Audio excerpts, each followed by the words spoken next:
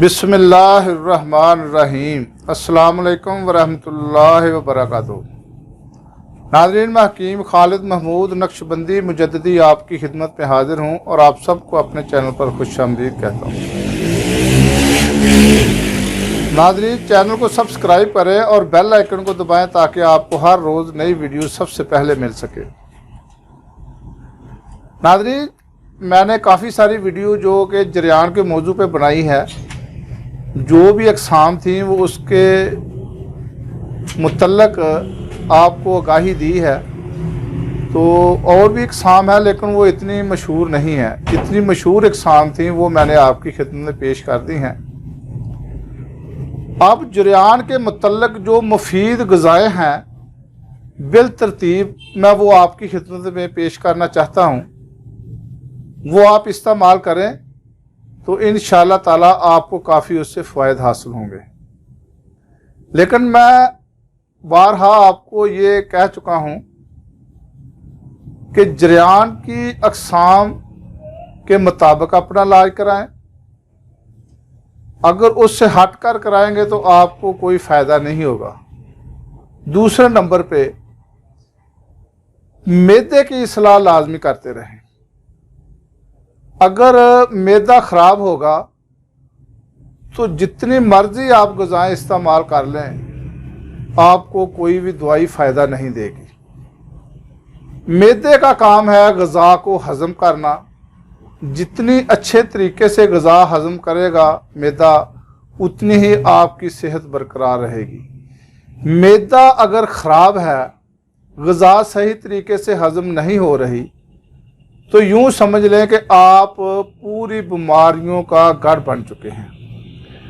उसकी वजह यह है कि मैदा अगर सही ग़िज़ा हज़म नहीं करेगा तो वो नाक़स हज़म की हुई ग़िज़ा जो हो, नाक़स ग़िज़ा जिगर को देगा, उससे जिगर भी मुतासर होगा।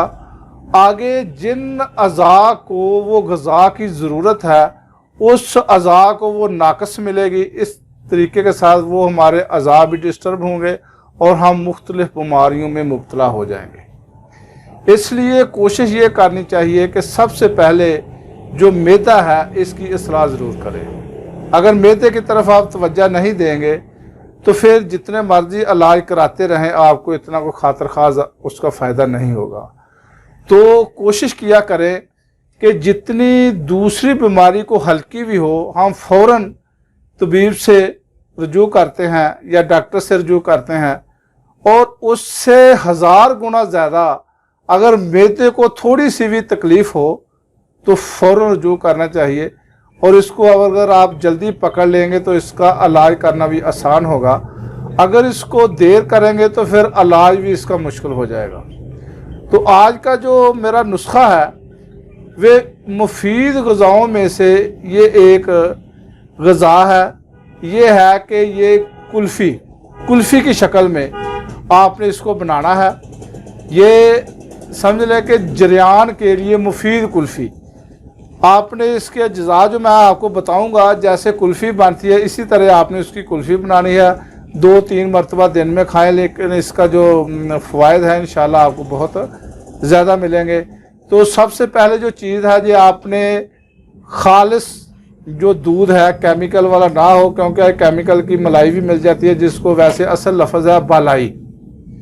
ये गाय के दूध की बलाई ले लें या भैंस के दूध की भी ले लें, कोई हर्ज नहीं है। दोनों में से कोई भी मिल जाए बेहतर है।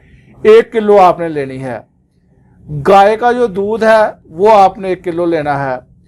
शकरकंदी, इसको आम शकरकंदी जिसको कहा जाता है, ये आप इसको उबाल ले। उबाल करने के बाद इसका छिलका जो है वो उतार ले। इसको हम कहते हैं मुकशर, शकरकंदी मुकशर।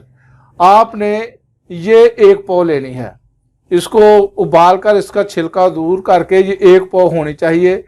इसके बाद आपने मीठे बादाम जो है उसका आपने 10 तोले शीरा हासिल करना है। इसके बाद आपने अरके क्यूड़ा लेना है 5 तोला, और अरके बैद मुशक ये 20 तोला लेना है। इसके बाद चीनी सफ़ेद, जिसको नबात सफ़ेद भी कहा जाता है, ये 20 तोला ले लें। तो ये है चीज़ें जिसकी आपने कुल्फ़ी बनानी है। तो सबसे पहले आपने दूध को गर्म करना है, उसको जोश दें। किलो की जगह जब 3 पा रह जाए तो उसमें जो शकरकंदी है उसको बारीक जो है ना कूट लें।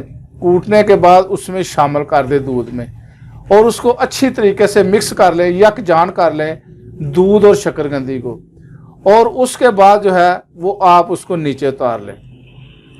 जब ठंडा हो जाए, अच्छे तरीके से ठंडा हो जाए, और उसमें फिर बाकी चीज़ें जो है, जो मलाई वगैरह है जिसको आप पंजाबी में मलाई भी कहते हैं, वो शामिल कर लें। उसमें जो मगज़ बादाम का शीरा हासिल किया वो शामिल कर लें, और अरके क्यूड़ा जो है वो शामिल कर लें, और अरके बैद मुशक और चीनी, ये सब चीज़ें उसमें मिक्स कर लें और अच्छे तरीके से मिक्स कर लें। जब यकजान हो जाए तो आप कुल्फ़ियों की शक्ल में या डब्बियाँ ले लें, डब्बियों में जिसमें 60 से लेकर 70 ग्राम तक वो ये जो तमाम चीज़ें पेस्ट उसमें शामिल हो जाए, उसमें डालकर आप फ्रीज़ कर लें, ये जम जाएंगी। तो आपने एक सुबह, एक शाम और एक दोपहर, ये 3 टाइम इस्तेमाल करें। इससे जो है ज़कावत हिस्वी जो है वो कंट्रोल हो जाएगी, और जो जरियान जिनको लोगों को है, जरियान मनी हो, जरियान मज़ी हो या जरियान वदी हो, तीनों सूरतों में उसके जरियान में काफ़ी फ़र्क आ जाएगा। तो ये था नाज़रीन आज का नुस्खा। तो ये आजमाएं और मुझे दुआ में ज़रूर याद रखें। अस्सलाम वालेकुम वरहमतुल्लाहि वबरकातुहू।